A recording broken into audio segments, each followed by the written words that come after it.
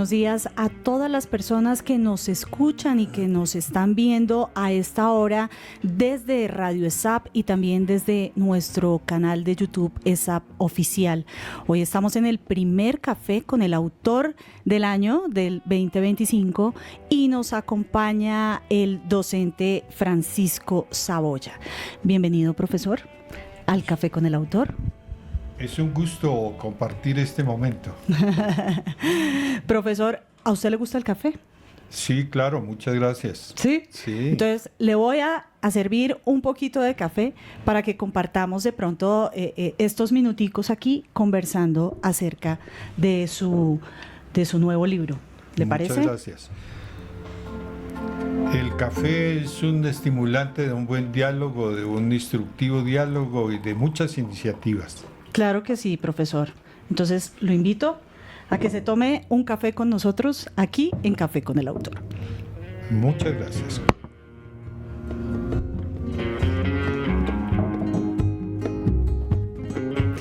Para el día de hoy vamos a hablar de un libro del docente Francisco Saboya. Me voy a permitir, profesor, leer un poco de su trayectoria y así vamos iniciando esta conversación. Se trata del libro Modernidad y Modernización del Estado. De pronto aquí, si mi compañero logra hacer un plano de este libro, de este ejemplar. Bueno, profesor, el profesor Saboya es PhD en Derecho de la Universidad de París, máster en Derecho de Empresas Públicas, también tiene una especialización en Empresas Públicas y Desarrollo Económico del Instituto Internacional de la Administración Pública de París y adicional a esto es Administración Público de la Escuela Superior de Administración Pública. Profesor, bienvenido y cuéntenos un poco acerca de su trayectoria. Muchas gracias. Pues es un gusto estar en la casa hablando de lo que se ha hecho a partir de la casa. Porque como pregrado soy administrador público, fui estudiante de estas aulas, me enorgullezco de serlo y he compartido con profesionales de diferentes lugares del mundo y he podido también avanzar en muchos estudios en diferentes lugares. Es por eso que hoy siento como mi obligación compartir en este libro parte de lo que se ha producido, de lo que se ha recogido y de lo que puede ser tan útil para las nuevas generaciones. Hay muchos temas que supongo que alcanzamos hoy a evacuar, por lo menos en parte. Claro que sí, profesor. Profesor, cuéntenos un poco cómo fue esa metodología, cómo logró hallarle un enfoque al contenido de este libro. Sí ha sido un proceso, es un proceso muy interesante además, porque cada persona, cada profesional, una vez termina sus estudios iniciales, continúa luego con posgrados, con experiencias administrativas, con experiencias personales, la historia misma del país donde vive o de los países que visita, pues son elementos, insumos muy útiles para llegar a un momento ya posterior a heredar, a entregar esa herencia, a entregar ese resultado. Y en el caso de los años 80, 90 del siglo pasado, digamos, hoy hablaríamos prácticamente de diferentes siglos, en esa época comencé a ejercer la profesión. Fui compilando una serie de informaciones, de experiencias, acumulando, claro, una serie de conocimientos y luego, después de esas compilaciones y de enfoque hacia algo menos efímero que un periodo de gobierno o que un periodo de un puesto de libre nombramiento y remoción, que es todavía menos previsible en cuanto a su duración. Después de eso, entonces, ya fue posible compartir un poco más de miradas, de perspectivas con otras personas de otros lugares, de otras academias, y finalmente ya al enfocarme en un programa de doctorado en la Universidad de París I, Panteón Sorbona, pues ya pude concentrar mi atención en el tema de la modernización del Estado. No como se entendía inicialmente cuando lo conocí por primera vez en Colombia en los años 90, sino ya en un sentido mucho más profundo y de largo alcance. Y luego entonces sí ya haciendo ese trabajo de la tesis de doctorado, pues fue posible también tratar de consolidar algunos conceptos, de comparar algunos autores, y finalmente ya recientemente, en los últimos años, pude convertir todo eso en algo más actualizado, más reciente, que tiene incluso fuentes de 2024 que se pueden compartir hasta diciembre de 2024. Por lo tanto, toma mucha más vigencia, ya que tenemos unas fuentes mucho más actualizadas, más, como decíamos, más vigentes, que se pueden compartir y que se pueden tomar como de interés, incluso de los que llegan al mundo de la administración pública, de la ciencia política, del derecho y de las relaciones internacionales. Bueno, profesor, para iniciar de pronto este diálogo y ya centrarnos en el contenido como tal de este libro, podemos explicarle a la gente que nos escucha y nos ve cuál sería esa diferencia entre modernidad y modernización, porque todos a veces pensamos que es lo mismo, pero resulta que cada uno de esos términos tiene un alcance diferente y por supuesto tiene un alcance diferente dentro del contenido que usted desarrolla en esta obra. Efectivamente. La modernidad se ha entendido como un periodo de la historia en la que se comparte lo moderno, lo nuevo, lo reciente, ¿sí? Y la modernización es esa transición de llegada a la modernidad desde una época anterior, premoderna o antigua, ¿sí? Entonces, cada uno de estos dos términos que parecería que fueran un juego de palabras, no lo son, cada uno tiene un contenido especial. Mientras la modernidad le ha interesado mucho más a los historiadores, a los antropólogos, la modernización le ha interesado más a los administradores, a los encargados de la gestión pública, a los que quieren dar resultados más inmediatos. Así que una y otra van ligadas, pero cada una tiene un contenido diferente.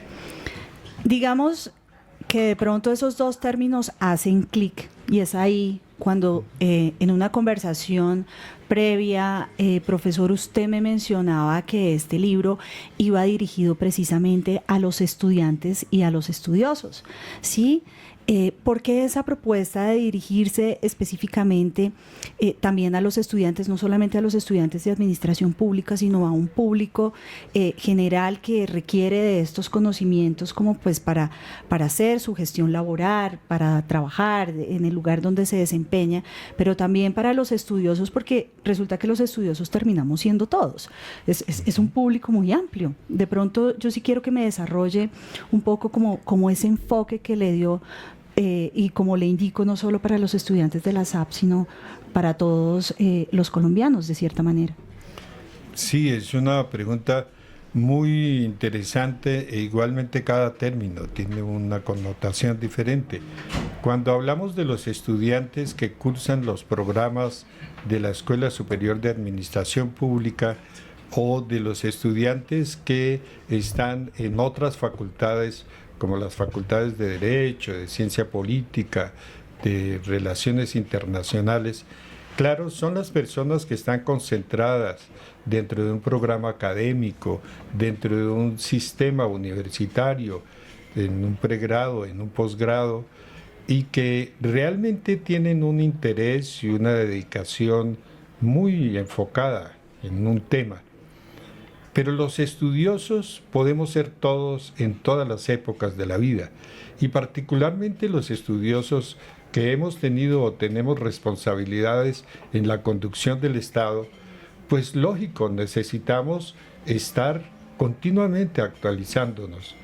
Este es un documento que está dirigido también a los estudiosos que están en aulas o fuera de las aulas universitarias.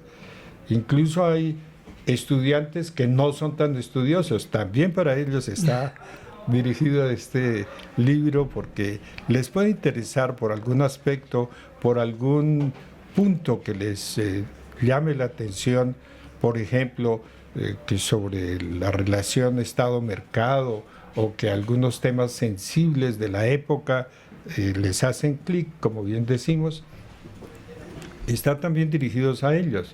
Está también dirigido a ellos el libro, y por esa razón debemos decir incluso que los más estudiosos son los profesores, porque son las personas que estudian y reestudian para compartir el trabajo y la época y la materia que están enseñando.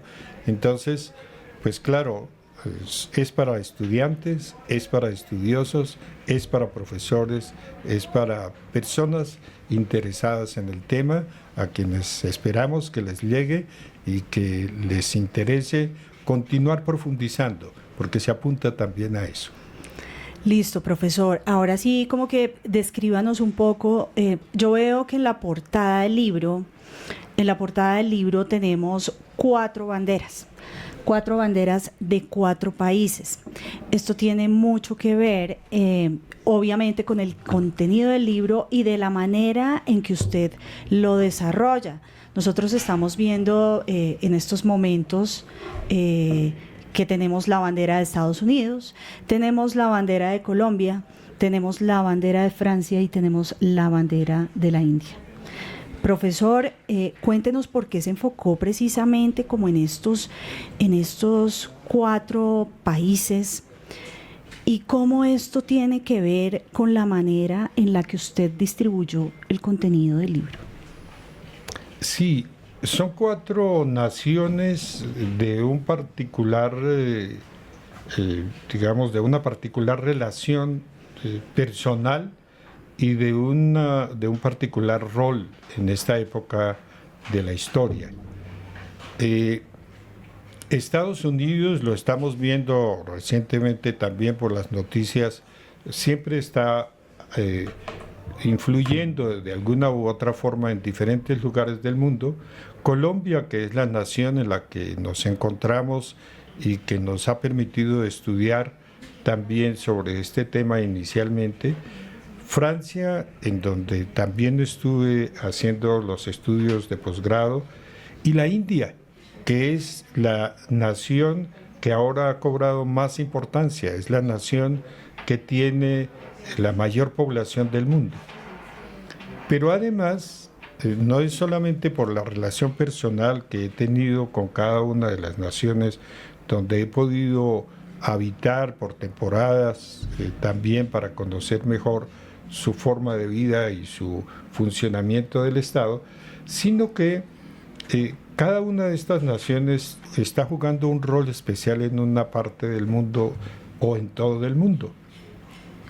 Como decíamos, Estados Unidos ha jugado un rol hacia Colombia y hacia América, pero también hacia otros lugares, hacia otros continentes.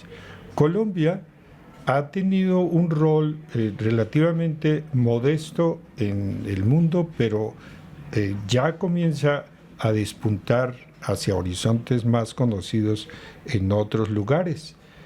Lo vemos con diferentes aspectos de la ciencia, sus profesionales, su forma de vida, sus costumbres ya un poco más conocidas y el nivel cultural de sus habitantes que ya ha sido mucho mayor que anteriormente.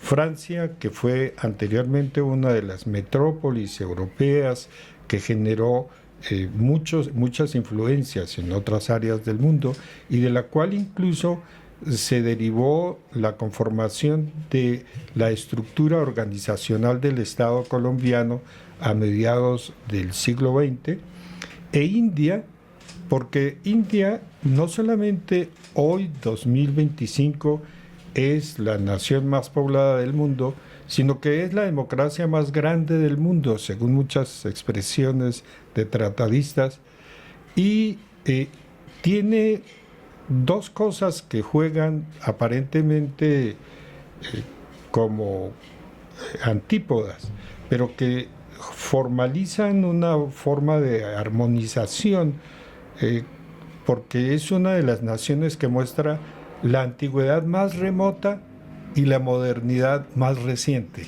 Ujú. India, por ejemplo, muestra una serie de conocimientos que fueron los que buscó siempre Cristóbal Colón, porque él murió, después de venir a América 4 veces, murió seguro de que había llegado a la India, ¿sí? Y resulta que lo que buscó fue esa sabiduría antigua, pero igualmente hoy, en la actualidad, India, por ejemplo, tiene base lunar, es una de las naciones que tiene más influencia en el sector informático de punta, y también es una de las naciones que está constantemente aumentando su nivel tecnológico en medio de su juventud. Incluso es una nación que, de acuerdo con unos indicadores recientes de Standard & Poor's, por ejemplo, muestra que tiene un Producto Interno Bruto inferior al de América Latina, pero que sin embargo está creciendo a un ritmo superior. Así que tiene mucho que enseñarnos India, por lo antiguo, por lo moderno, por la forma de organizar su sociedad y por el desarrollo político y administrativo que está mostrando ante el mundo. Son 4 naciones muy interesantes que nos mueven a ver el Estado ya en una forma más global, no como el Estado que nosotros vemos a nivel nacional solamente, sino en una forma más global, mucho más general, mucho más internacional y más allá de la internacional, porque es transcontinental y mundial realmente. Por eso el enfoque del libro es hacia lo global, pero reconociendo lo nacional. Yo veo, profesor, que usted distribuye este libro como en 3 grandes capítulos, ¿no? En esos 3 grandes capítulos menciona y desarrolla aspectos fundamentales que usted ya nos mencionó con estos 4 países. Y hay unos términos que se relacionan con la modernidad, ¿sí? Con a lo que estamos expuestos actualmente. Uno de ellos es la globalización y el otro es la inteligencia artificial. A mí me pareció muy interesante en la conversación que tuvimos previa a este encuentro, profesor, usted mencionaba que estos 2 términos tienen como, por decirlo de alguna manera, incidencia en el futuro del Estado. ¿Qué nos puede comentar de eso? Porque pues realmente ahorita, como estamos con el boom de la inteligencia artificial, estamos como muy expectantes con ese tema, hay desconocimiento acerca de ese tema, y vemos que esto también logra como una muy buena articulación con todo este tema que tiene que ver con el Estado. Muchas gracias. Este es un punto muy importante.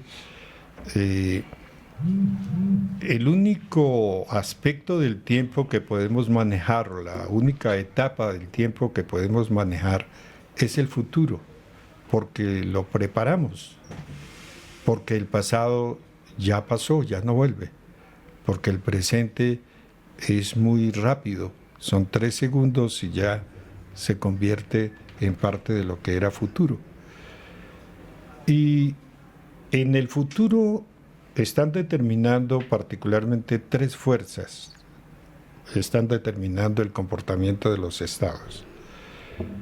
Hay unas tendencias que se van formando, entonces una, la global, permite ver que ya el Estado no puede aislarse de otros estados, que ya una nación, una población no se puede quedar dentro de sus fronteras, que los medios de comunicación ya nos permiten estar en contacto con otros lugares y que incluso si el Estado quiere fortalecerse, sobrevivir y ser capaz de afrontar los retos que tiene que estar en comunicación con otros estados del mundo.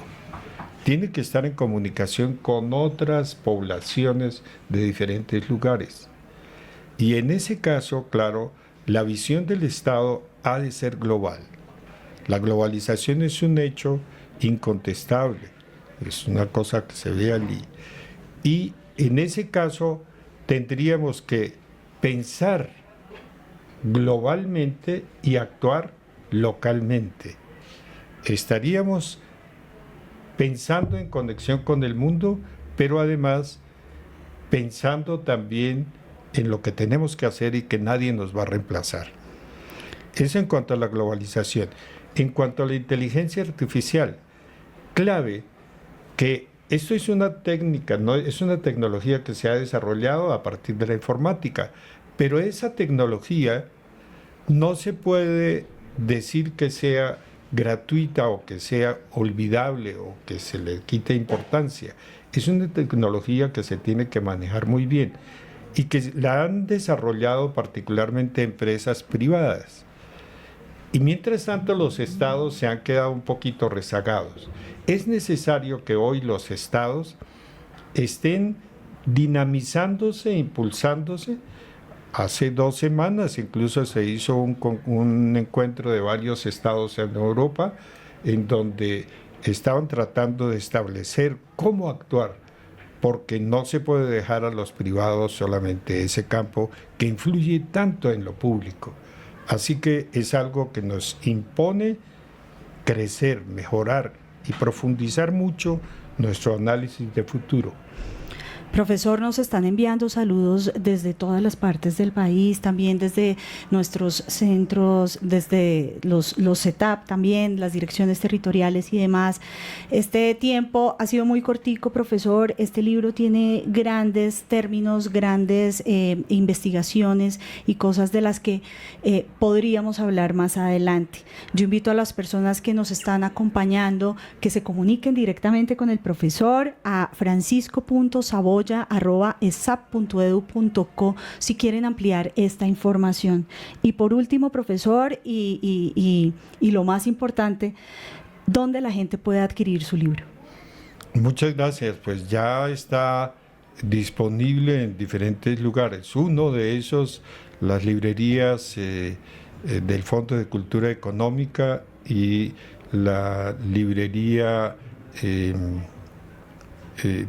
digamos, hay un sitio de la página web www.universilibros.com e igualmente la librería Lerner, pero además de eso, aquí en publicaciones de la ESAP se puede ver y ya se entregaron sendos libros para cada una de las territoriales con el fin de que los CEDIM, las bibliotecas de cada territorial, tenga un ejemplar de este libro. Será un gusto comenzar un diálogo con los profesores, con los estudiantes y con los estudiosos de todas las edades. Claro que sí, profesor. Muchas gracias por acompañarnos en este primer Café con el Autor de 2025 y recuerden que pues disponemos de estos libros en la biblioteca de la sede central y de las direcciones territoriales para que los estudiosos y los estudiantes lo consulten. Muchas gracias y nos vemos en una próxima oportunidad. Gracias, profesor. Ha sido un gusto y espero que sea ahora un gusto compartido con muchos lectores. Claro que sí.